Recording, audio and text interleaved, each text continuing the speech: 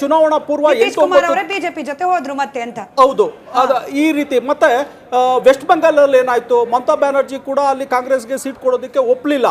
ಅಂದ್ರೆ ಇವರು ಯಾವುದೇ ಒಂದು ತಂತ್ರಗಾರಿಕೆ ಮಾಡೋದ್ರಲ್ಲಿ ವಿಫಲ ಆದ್ರು. ಆಮೇಲೆ ಯಾವುದೇ ಒಂದು ಪೊಲಿಟಿಕಲ್ ಸ್ಟ್ರಾಟಜಿ ಕೂಡ ಸರಿಯಾಗಿ ನಿಭಾಯಿಸಲಿಲ್ಲ. ಮತ್ತೆ ಆಡಳಿತ ಪಕ್ಷ ಏನಿತ್ತು ವಿರೋಧಿ ಅಲೆ ಕೂಡ ಇರಲಿಲ್ಲ. ಹೀಗಾಗಿ ಇಂಡಿ ಒಕ್ಕೂಟ ಕೂಡ ಎಲ್ಲೋ ಒಂದು ಕಡೆ ಅವರು ಏನು ಇದಿತ್ತು, ಉದ್ದೇಶ ಇತ್ತು 272 ಪ್ಲಸ್ ಬರಬೇಕಂತ, ಅದ್ರ ಕಡೆ ಮುಖ ಮಾಡೋಕ್ಕೂ ಆಗಲಿಲ್ಲ. ಆದರೆ ಈ ಬಾರಿ ಏನು ಕಳೆದ 2 ಟರ್ಮಿಂದನೂ ಕೂಡ ಅಧಿಕೃತ ವಿರೋಧ ಪಕ್ಷನೂ ಆಗಿರಲಿಲ್ಲ ಕಾಂಗ್ರೆಸ್ಸು. ಆದರೆ ಈ ಸಲ ಎಲ್ಲೋ ಒಂದು ಕಡೆ ವಿರೋಧ ಪಕ್ಷದ ಹಂತಕ್ಕೆ ಮುನ್ನುಗ್ತಾ ಇದ್ದಾರೆ ಅಂತ ನಾನು ಈ ಸಮಯದಲ್ಲಿ ಹೇಳೋದಕ್ಕೆ ಇಷ್ಟಪಡ್ತೀನಿ. ನಿಮ್ಮ ಮೈತ್ರಿಯಲ್ಲಿ ಎಷ್ಟು ಗೆಲ್ತೀರಿ ಅಂತ ಒಂದು ಎಕ್ಸ್ಪೆಕ್ಟ್? ಕರ್ನಾಟಕದಲ್ಲಿ ನಮ್ಮ ಮೈತ್ರಿಯಲ್ಲಿ ಹಿಂದೆ ನಾವು 25+1+1 27 ಏನಿತ್ತು, ನಮ್ಮ ಇದು 28ಕ್ಕೆ 28 ಕೂಡ ನಾವು ಟಾರ್ಗೆಟ್ ಮಾಡಿದ್ದೀವಿ. 28ಕ್ಕೆ 28 ಕೂಡ ನಮಗೆ ಒಂದು ನಂಬಿಕೆ ಇದೆ. ಆದರೆ ಕಾಂಗ್ರೆಸ್ಸಿನ ಕೆಲವು ಏನು ಗ್ಯಾರಂಟಿ ಯೋಜನೆಗಳಿತ್ತು ಅವೆಲ್ಲ ಒಂದ್ ಕಡೆ ಸ್ವಲ್ಪ ಕೈ ಹಿಡಿಯೋದಾದ್ರೆ ಒಂದು 4-5 ಸ್ಥಾನಗಳು ಇವತ್ತವರೆಗೂ ಏನು ಒಪಿನಿಯನ್ ಪೋಲ್ಗಳು ಸುಮಾರು ಒಂದು 10-12 ಮಾಧ್ಯಮ ಸಂಸ್ಥೆಗಳು ಕೊಟ್ಟಿದ್ದಾರೆ. ಕನಿಷ್ಠ 4 ಗರಿಷ್ಠ 8 ಕೊಟ್ಟಿರೋದು ಕಾಂಗ್ರೆಸ್ಗೆ. ಹೀಗಾಗಿ ಎಲ್ಲೋ ಒಂದ್ ಕಡೆ ಒಂದು 4-5 ಸ್ಥಾನ ಬಂದ್ರೆ ಅಚ್ಚರಿ ಇಲ್ಲ ಅಂತ ಹೇಳ್ಬೋದು. ಆದ್ರೆ ನಾವು 28ಕ್ಕೂ 28 ಬರೋ ಇದ ಕಡೆ ಇದ್ದೀವಿ. ಹಾಸನದಲ್ಲಿ ಗೆದ್ದೇ ಇದ್ರೆ ಒಳ್ಳೇದಲ್ವಾ?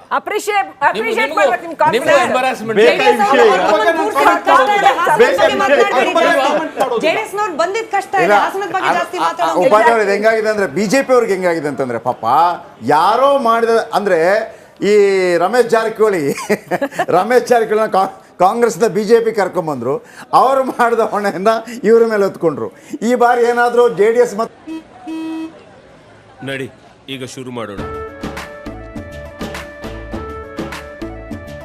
ಕೇಸರಿಯಿಂದ ಮನೋಲ್ಲಾಸ ಮನಸ್ಸು ಮತ್ತೇರಿ ಕುಣಿದಾಡಿದೆ ನೋಡು, ಮನಸ್ಸು ಮತ್ತೇರಿ ಕುಣಿದಾಡಿದೆ ನೋಡು. ಕ್ಷಣ ಕ್ಷಣವೂ ಆಚರಿಸಿ ಕೇಸರಿ ಹಬ್ಬ. ವಿಮಲ್ ಬಾಯಲ್ಲಿ ಹೇಳಿ ಕೇಸರಿ. ಬಿಜೆಪಿ ಜೊತೆಯಾಗಿ ಇಲ್ಲದೆ ಇದ್ದಿದ್ರೆ ಈ ತನ್ನ ಸಂಕಷ್ಟಗಳನ್ನೆಲ್ಲ ಹೊರ್ಕೊಳ್ಳುವಂತ ಅವಸ್ಥೆ ಇಲ್ಲ. ರಿಲೀಫ್ ಆಗುತ್ತೆ ಬೋತ್ ಫಾರ್ ಬಿಜೆಪಿ. ಒಂದು ಕಡೆ ನರೇಂದ್ರ ಮೋದಿ ಅವರ ಈ ಬಾರಿಯ ಘೋಷಣೆ ಅಬ್ಕಿ ಬಾರ್ 400 ಪಾರ್ ಅನ್ನುವಂಥದ್ದು ಕೊನೆಗೆ ಅವರು ಹೇಳಿದ್ರು. ಅದೊಂದು ತಂತ್ರಗಾರಿಕೆ ಆಗಿತ್ತು. ನಾನು ಯಾವಾಗ ಅಬ್ಕಿ ಬಾರ್ 400 ಪಾರ್ ಅಂತ ಹೇಳಿದ ತಕ್ಷಣ 400 ಗೆಲ್ಲತ್ತಾ ಇಲ್ವೋ ಅನ್ನೋಂಥದ್ದು ವಿಪಕ್ಷಗಳು ಅದನ್ನೇ ಭಾಳ ಟಾರ್ಗೆಟ್ ಮಾಡಿಕೊಂಡು ಅನ್ನುವಂಥದ್ದು ಒಂದು ಚಾಣಾಕ್ಷ ತಂತ್ರಗಾರಿಕೆ ಅನ್ನುವಂಥದ್ದು. ಇದರ ನಡುವೆ ನಮಗಿರುವಂಥ ಒಂದು ಕುತೂಹಲ ಏನಪ್ಪ ಅಂತಂದರೆ, ಇವನ್ ರಾಮಕೃಷ್ಣ ಉಪಾಧ್ಯಾಯ ಅವರು ಕೂಡ ಹೇಳಿದರು, ಅದರ ಬಗ್ಗೆ ಬರ್ತೀನಿ. ಅದಕ್ಕಿಂತ ಮೊದಲು ಈ ಕ್ಷಣಕ್ಕೆ ಬರ್ತಾ ಇರುವಂಥ ಒಂದು ಬ್ರೇಕಿಂಗ್ ನ್ಯೂಸ್ ನೋಡೋಣ. ಮಹಾಸಮರದ ಮೆಗಾ ರಿಸಲ್ಟ್ಗೆ ಕೌಂಟ್ ಡೌನ್. 542 ಕ್ಷೇತ್ರಗಳ ಪೈಕಿ 272 ಯಾರು ಮೀರ್ತಾರೆ, ಯಾವ ಮೈತ್ರಿಕೂಟ ಮೀರುತ್ತೆ ಅಂತೇಳಿ. ಕಳೆದ 2 ಬಾರಿ ಕೂಡ ಯಾವುದೇ ಮೈತ್ರಿಕೂಟದ ಅಗತ್ಯ ನರೇಂದ್ರ ಮೋದಿ ಅವ್ರಿಗಿರಲಿಲ್ಲ. ಪರಿಪೂರ್ಣವಾದಂತಹ ಬಹುಮತವನ್ನು ಅವರು ಪಡೆದಿದ್ದರು. 2014ರಲ್ಲಿ 272 + 10 282, ಮತ್ತು 2019ರಲ್ಲಿ 272 + 30 ಅಂದರೆ 303 ಜೊತೆಗೆ NDAವನ್ನು ಕರ್ಕೊಂಡು ಹೋದರು. ಸೊ ಹಾಗಾಗಿ ಈ ಬಾರಿ 2 ಎಕ್ಸಿಟ್ ಪೋಲ್ಗಳನ್ನು ನಿಮಗೆ ನೀಡ್ತಾ ಇದ್ದೀವಿ. 2 ಎಕ್ಸಿಟ್ ಪೋಲ್ ಜೊತೆಗೆ ಕರ್ನಾಟಕದಲ್ಲಿ 28 ಕ್ಷೇತ್ರಗಳ ಪೈಕಿ ಏನಾಗುತ್ತೆ ಅನ್ನುವಂಥದ್ದನ್ನು ಕೂಡ ನಾವು ನಿರೀಕ್ಷೆ ಮಾಡ್ತಾ ಇದ್ದೀವಿ. ವಿಚಾರ ಬಂದಾಗ ಆಕ್ಚುಯಲ್ ಗ್ಯಾರಂಟಿಗಳ ಲಿಟ್ಮಸ್ ಟೆಸ್ಟ್ ಈ ಬಾರಿ ಚುನಾವಣೆಯಲ್ಲಿ ಆಗುತ್ತೆ ಅಂತ ಹೇಳಿ, ನೀವು ದೇಶದುದ್ದಕ್ಕೂ ಪಕ್ಷಗಳು ಬೇರೆ ಬೇರೆ ರೀತಿಯ ವಿಚಾರಗಳನ್ನ ಇಟ್ಕೊಂಡು ಮತದಾರರ ಮುಂದೆ ಹೋಗಿದ್ದು, ಇಲ್ಲಿ ಗ್ಯಾರಂಟಿ ಯೋಜನೆ ಅನ್ನೋದು ಅಂಡರ್ ಕರೆಂಟ್ ರೀತಿಯಲ್ಲಿ ವರ್ಕ್ ಆಗ್ತಿದೆ. ಎಸ್ಪೆಷಲಿ ಮಹಿಳಾ ವೋಟರ್ಸ್. ಬಹುಶಃ ಚಂದ್ರಶೇಖರ್ ಸರ್ ಅವರಿಗೆ ಇದು ಆನ್ ಗ್ರೌಂಡ್ ಎಕ್ಸ್ಪೀರಿಯನ್ಸ್ ಆಗಿದೆ. ಅವರು ಕೂಡ ಬಹಳ ಆಕ್ಟಿವ್ ಆಗಿ ಓಡಾಡಿದ್ರು ಚುನಾವಣಾ ಪ್ರಚಾರದ ಸಂದರ್ಭದಲ್ಲಿ. ಸರ್, 2,000 ರೂಪಾಯಿ ಕೈ ಕೊಡ್ತಾ ಇರೋದು ಮಹಿಳೆಯರಿಗೆ ಗೃಹಲಕ್ಷ್ಮಿ ಯೋಜನೆ ಹೆಸರಲ್ಲಿ. ಫ್ರೀ ಹೋಗ್ತಿರೋದು. It can be a game changer. ನೀವು ಅದನ್ನ ಅಲ್ಲಗಳೆಯುವಾಗ ಇಲ್ಲ ಅಂತ ಹೇಳಿ, ಅಷ್ಟು ಈಸಿ ಅಲ್ಲ ಮಹಿಳಾ ಮತದಾರರನ್ನ ವಾಪಸ್ ಬಿಜೆಪಿ ಕರ್ಕೊಂಡು ಬರೋದು. ಒಳ್ಳೆ ಪ್ರಶ್ನೆ. ನಿಮ್ಮ ಪ್ರಶ್ನೆಗೆ ಉತ್ತರ ಕೊಡೋಕೆ ಮುಂಚೆ ಸರ್ ಒಂದು ವಿಷಯ ಎತ್ತಿದ್ರು. ಏನಂತ ಹೇಳಿದ್ರೆ, ಅಬ್ ಕಿ ಬಾರ್ 400 ಪಾರ್ ಅಂತ ಮೋದಿಯವರು ಘೋಷಣೆ ಮಾಡಿದ್ದು ಅದು ಕೇವಲ ಸೈಕಲಾಜಿಕಲ್ ಅಂತ ಹೇಳಿ. ಖಂಡಿತ ಅಲ್ಲ, it was very very practical. ಯಾಕೆ ಅಂತ ಹೇಳಿದ್ರೆ ಕಳೆದ ಬಾರಿ NDAಗೆ 2019ರಲ್ಲಿ NDAಗೆ ಬಂದಿದ್ದು 353 ಸೀಟು. ಇನ್ನು ಬಾಕಿ ಇರ್ತಕ್ಕಂಥದ್ದು ಎಷ್ಟು ಡಿಫರೆನ್ಸ್ ಇರೋದು? ಕೇವಲ 47. 543 ಕ್ಷೇತ್ರದಲ್ಲಿ not even 10%. It's A very very achievable target. ಎಲ್ಲಿ ಹೇಳ್ತೀರಿ ಮಾಡ್ತೀರಿ? ನೋಡೋಣ, ನನಗೆ 50 ಸೀಟ್ ತೋರಿಸಿ ನನಗೆ. ಈಗ ಯಾವ ರಾಜ್ಯ ತೋರಿಸಿ? ಬೆಂಗಾಲದಲ್ಲಿ ಕನಿಷ್ಠ 10 ಜಾಸ್ತಿ ಆಗುತ್ತೆ. ಒರಿಸ್ಸಾದಲ್ಲಿ 6 ಬರ್ಕೊಳ್ಳಿ ನೀವು. ನನಗೆ ಇದಾದ್ಮೇಲೆ ನನಗೆ ತೋರಿಸಿ. ಬೆಂಗಾಲದಲ್ಲಿ ಒರಿಸ್ಸಾದಲ್ಲಿ 6 ಜಾಸ್ತಿ ಆಗುತ್ತೆ, ತೆಲಂಗಾಣದಲ್ಲಿ 6 ಜಾಸ್ತಿ ಆಗುತ್ತೆ, ಆಂಧ್ರದಲ್ಲಿ 0 ಇತ್ತು 3 ಬರುತ್ತೆ, 4 ಇತ್ತು 10 ಬರುತ್ತೆ ಅಂತ ಹೇಳ್ತಿದ್ರಿ. 100% ಬರ್ಕೊಳ್ಳಿ, ನೀವು ಅದನ್ನೇ ಹೇಳ್ತಾ ಇರೋದು. ಆಂಧ್ರದಲ್ಲಿ 0 ಇತ್ತು 3 ಬರುತ್ತೆ, ತಮಿಳ್ನಾಡಲ್ಲಿ 0 ಇತ್ತು 2 ಬರುತ್ತೆ, ಕನಿಷ್ಠ ನಾನು ಹೇಳ್ತಾ ಇರೋದು. ಅಷ್ಟು ದೊಡ್ಡ ಮಟ್ಟದಲ್ಲಿ ಬರೀ ಎರಡೇನಾ? ಯಾವುದು ಅಷ್ಟು ದೊಡ್ಡ ಮಟ್ಟದಲ್ಲಿ ತಮಿಳುನಾಡಲ್ಲಿ ಮಾಡಿ ಬರೀ ಎರಡೇನ ಎಕ್ಸ್ಪೆಕ್ಟ್ ಮಾಡ್ತಾರೆ. ಕನಿಷ್ಠ ಕನಿಷ್ಠ 2 ಸರ್ 20% ಮೇಲೆ ಬರುತ್ತೆ. ಕನಿಷ್ಠ 2 ನಾನು ಹೇಳ್ತಾ ಇರ್ತಕ್ಕಂಥದ್ದು.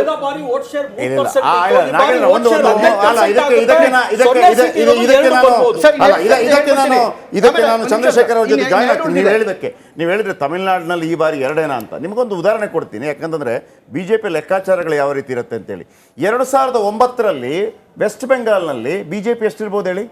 ಕೇವಲ 1 ಸೀಟು. 2019ರಲ್ಲಿ ಎಷ್ಟು ಗೊತ್ತಾ? ಅದು 18 ಸೀಟು. ಈ ಬಾರಿ ಅವರು ಅಂದ್ರೆ ನಾನು ಹೇಳಿದ್ದು ಅಂದ್ರೆ ಬಿಜೆಪಿ ಯಾವ ರೀತಿ ವರ್ಕ್ ಮಾಡುತ್ತೆ ಅಂತ ಹೇಳಿ ನೀವು 2 ಅಂತ ಹೇಳಿದಕ್ಕೆ ಹೇಳಿದ್ದೆ ಅಷ್ಟೇ. ಮುಂದುವರಿಸಿದೆ. ತಮಿಳುನಾಡಲ್ಲಿ ಯಾವ ಕ್ಷೇತ್ರಗಳು ಅಂತ ಹೇಳ್ತೀನಿ, ಕೊಯಮತ್ತೂರು ಮತ್ತೆ ತಿರುವನಂತಪುರಂ, ಇವು ಶೂರ್ ಸೀಟ್ 2, ಅದಕ್ಕಿಂತ ಜಾಸ್ತಿ ಆಗ್ಬೋದು. ಅದಾದ್ಮೇಲೆ ಕೇರಳದಲ್ಲಿ ಕನಿಷ್ಠ 2 ಸೀಟು, ತ್ರಿಶೂರು ತಿರುವನಂತಪುರಂ. ಅದಾದ್ಮೇಲೆ ಉತ್ತರ ಪ್ರದೇಶದಲ್ಲಿ ಕಳೆದ ಬಾರಿ ನಮಗೆ ತುಂಬಾ ಹೊಡೆತ ಬಿದ್ದಿತ್ತು. 80ರಲ್ಲಿ ಕೇವಲ 62 ಸೀಟ್ ಮಾತ್ರ ತಗೊಂಡಿದ್ವಿ. ಈ ಸರಿ ಕನಿಷ್ಠ ಸೀಟ್ಗಳು ಬೇರೆ ಕನಿಷ್ಠ 11 ಸೀಟ್ ಜಾಸ್ತಿ ಆಗುತ್ತೆ. ಸೊ 40 ಸೀಟ್ ಜಾಸ್ತಿ ಆಗುತ್ತೆ. ಮತ್ತೆ ಇಡೀ ದೇಶದಲ್ಲಿ ಅಕಸ್ಮಾತ್ ಏನಾದರೂ ಕಡಿಮೆ ಆದರೆ ಕಡಿಮೆ ಆಗ್ತಕ್ಕಂಥ ಒಂದೇ ಒಂದು ರಾಜ್ಯ ಬಿಜೆಪಿಗೆ ಅಂತ ಹೇಳಿದ್ರೆ ಅದು ಕರ್ನಾಟಕ. ನೀವು ಹೇಳೋ ರೀತಿಯಲ್ಲಿ ಒಂದು 2-3 ಕಡಿಮೆ ಆಗ್ಬೋದು ಅಂತೇಳಿ. ಇದು ಬಿಟ್ರೆ ಇನ್ನೆಲ್ಲೂ ಕಡಿಮೆ ಆಗೋದಿಲ್ಲ. ಕರ್ನಾಟಕ ಒಂದೇ ಅಲ್ಲ, ಕಮ್ಮಿ ಆಗೋದಾದ್ರೆ ರಾಜಸ್ಥಾನದಲ್ಲೂ ಕಮ್ಮಿ ಆಗ್ಬೋದು, ಮಹಾರಾಷ್ಟ್ರದಲ್ಲೂ ಕಮ್ಮಿ ಆಗೋ ಚಾನ್ಸಸ್ ಇದೆ, ಬಿಹಾರ್ನಲ್ಲಿ ಕಮ್ಮಿ ಆಗೋ ಚಾನ್ಸ್. ಬಿಕಾಸ್ ಅಲ್ಲಿ ನಿತೀಶ್ಗೆ ಮೊದಲಿದ್ದಂತ ಒಂದು ವರ್ಚಸ್ಸು ಉಳಿದಿಲ್ಲ. ಸೊ ಅದೆಲ್ಲ ನೀವು what ever it made B. ಇಲ್ಲ ಒಂದೇ ಸೆಕೆಂಡ್, ಇಟ್ನಾಳ್ ಸರ್ ರಿಯಾಕ್ಷನ್ ತಗೋಬೇಕು ಇದಕ್ಕೆ. ಅಷ್ಟು ಸುಲಭ ಇಲ್ಲ. ಒಂದು ಅಲ್ಲ, ಅದು ಫ್ರೀ ಬೀದ್ ಪ್ರಶ್ನೆ ಕೇಳಿದ್ರು, ಅದಕ್ಕೆ ಉತ್ತರ ಕೊಡ್ಲಿಕ್ಕೆ ಫ್ರೀ ಬೀಗ್ ಬರೋಣ. ಅದಕ್ಕಿಂತ ಮುಂಚೆ ನೀವು ಕೊಟ್ಟಿರೋ ಈ ಲೆಕ್ಕಾಚಾರಕ್ಕೆ ಸಂಬಂಧಪಟ್ಟಂತೆ ಒಂದ್ ಕಡೆ ಇವರು ಇಷ್ಟು ಬರುತ್ತೆ ಅಂತ ಕ್ಯಾಲ್ಕುಲೇಷನ್ ಕೊಡ್ತಾ ಇದ್ದಾರೆ. ಬಟ್ ಇಟ್ನಾಳ್ ಸರ್ ಏನಂತಂದ್ರೆ ಅವ್ರಿಗೆ ಬರದೇ ಹೋದ್ರು, ಅವ್ರು ಕೊಟ್ಟಿರೋ ಕ್ಯಾಲ್ಕುಲೇಷನ್ ಬರದೇ ಹೋದ್ರು, they are not going to lose anything. Winning number ಅಂತ ಅವ್ರಿಗೆ ಬಂದೇ ಬರುತ್ತೆ ಅಂತ. That doesn't make any difference. ಕರ್ನಾಟಕದಲ್ಲಿ ಯಡಿಯೂರಪ್ಪನವರಿಗೆ ಒಂಚೂರು ತೊಂದರೆ ಆಗ್ಬೋದು. ಕರ್ನಾಟಕದಲ್ಲಿ ಕನಿಷ್ಠ ಇವರು 15 ಬಿಜೆಪಿಗೆ ತೊಂದರೆ ಆಗಲ್ಲ ಅಂತ ಅಲ್ಲ. Let me give the counter calculation to that. ಕರ್ನಾಟಕದಲ್ಲಿ ಸುಮಾರು 15 ಕಳ್ಕೊತಾರೆ, ಮಹಾರಾಷ್ಟ್ರದಲ್ಲಿ ಅರೌಂಡ್ 15 ದೇ ಲೂಸ್, ಬಿಹಾರಲ್ಲಿ ಅರೌಂಡ್ 12-13 ದೇ ಲೂಸ್, UP-ನಲ್ಲಿ 5-6, ರಾಜಸ್ಥಾನ ಒಂದು 5, ಡೆಲ್ಲಿ ಒಂದು 3, ಇದೆಲ್ಲ ಸೇರಿಸಿದ್ರೆ ಒಂದು 50 ಸೀಟನ್ನು ಕಳ್ಕೊತಾರೆ. ಓಕೆ, 50 ಸೀಟನ್ನು ಬಿಜೆಪಿ ಕಳ್ಕೊಳ್ತದೆ. ಬಿಜೆಪಿ 50 ಸೀಟ್ನ ಕಳ್ಕೊಂಡ್ಬಿಟ್ರೆ ಬಿಜೆಪಿ ಟ್ಯಾಲಿ ಎಷ್ಟಿತ್ತು 2019ಗೆ? 303. 50 ಹೋದ್ರೆ ಎಷ್ಟು ಬಂತು ಅವ್ರಿಗೆ? ನಾನು ಸ್ಟೇಟ್ ಬೈ ಸ್ಟೇಟ್ ಬರ್ತೀನಿ. ಅವ್ರ ಪ್ರಶ್ನೆ ಮಾತ್ರ ಉತ್ತರ ಕೊಡ್ತೀನಿ. ಒಂದು ಅವ್ರು ಹೇಳಿದ್ದು ಮಹಾರಾಷ್ಟ್ರದಲ್ಲಿ ಬಿಹಾರಲ್ಲಿ ಕಡಿಮೆ ಆಗುತ್ತೆ ಅಂತೇಳಿ. ಮಹಾರಾಷ್ಟ್ರದಲ್ಲಿ ಎಷ್ಟು ಬಂದಿದ್ದು ನಮಗೆ? ಕೇವಲ 23 ಅಷ್ಟೇ ನಮ್ಗೆ ಇದ್ದಿದ್ದು. ಆಮೇಲೆ ಬಿಹಾರಲ್ಲಿ ನಮ್ಗೆ ಎಷ್ಟಿತ್ತು? ಕೇವಲ 17. ಅದಕ್ಕಿಂತ ಕಡಿಮೆ ಹೋಗುತ್ತಾ? ಇಂಪಾಸಿಬಲ್. ಇವ್ರು ಯಾವ್ಯಾವ ರಾಜ್ಯಗಳಲ್ಲಿ ಕಡಿಮೆ ಆಗುತ್ತೆ ಅಂತ ಹೇಳ್ತಾರೆ, ಆಗಲೇ ಕಡಿಮೆ ಆಗೋಗಿದೆ. ಉತ್ತರ ಪ್ರದೇಶ ಅವ್ರು ಬಿಟ್ಟೋಗಿದ್ರಲ್ಲ ಸರ್. ಮಹಾರಾಷ್ಟ್ರದಲ್ಲಿ ಶಿವಸೇನಾ ನಮ್ಮನ್ನು ಬಿಟ್ಟೋಯ್ತು, ಅಲ್ಲಿ JDU ಅವರು ಬಿಟ್ಟೋದ್ರು. ಸೊ ಕನಿಷ್ಠವಾಗಿ ನಾವು ಇದ್ದೀವಿ. ಉತ್ತರ ಪ್ರದೇಶದಲ್ಲಿ 62. Last time full ತಗೊಂಡಿದ್ರಿ 39. 17 ಸೇರಿ. ಬಟ್ ಅವ್ರು ಬಿಟ್ಟೋದ್ರಲ್ಲ, ಶಿವಸೇನಾ ಹೋಯ್ತಾರೆ ಆಚೆಗಳಿಗೆ. I am talking about Bihar. ಬಿಹಾರಲ್ಲಿ 39 ಆದ್ರೂ ಇವರು 16 ಸೀಟ್ ಆಚೆ ಕಡೆ ಹೋದ್ರಲ್ಲ ಇವರು ನಿತೀಶ್ ಕುಮಾರ್ ಅವರು. ಅದನ್ನ ಬಿಟ್ರೆ ಇವ್ರು ಉಳ್ಕೊಂಡಿದ್ದಾರೆ. ನೀವೇನು ಗೇನ್ ಮಾಡ್ತಿರೋ ಹಿಟ್ನಾಳ್ ಅವ್ರು ಹೇಳುವಂಗೆ ಮತ್ತೊಂದು ಕಡೆ ಕಳ್ಕೊತೀರ ಅಷ್ಟೇ. ನಾನು ಹೇಳ್ತಾ ಇದ್ದೀನಲ್ಲ, ಕಳ್ಕೊಳ್ಳೋದೆಲ್ಲ ಲಾಸ್ಟ್ ಟೈಮೇ ಕಳ್ಕೊಂಡಾಗಿದೆ. ಕನಿಷ್ಠ ಲಾಸ್ಟ್ ಟೈಮ್ ಇಳಿದ್ಬಿಟ್ಟಿದೆ ಇವಾಗಲೇ. ಅದಕ್ಕಿಂತ ಕಡಿಮೆ ಹೋಗೋದಿಲ್ಲ. ಇವಾಗ ಏನಿದ್ರು ಗೈನು ಉತ್ತರ ಪ್ರದೇಶದಲ್ಲಿ ಗೈನ್ ಆಗ್ಲೇಬೇಕು, ತೆಲಂಗಾಣದಲ್ಲಿ ಗೈನ್ ಆಗ್ಲೇಬೇಕು, ಒರಿಸ್ಸಾದಲ್ಲಿ ಗೈನ್ ಆಗ್ಲೇಬೇಕು. ಈ ಬಾರಿ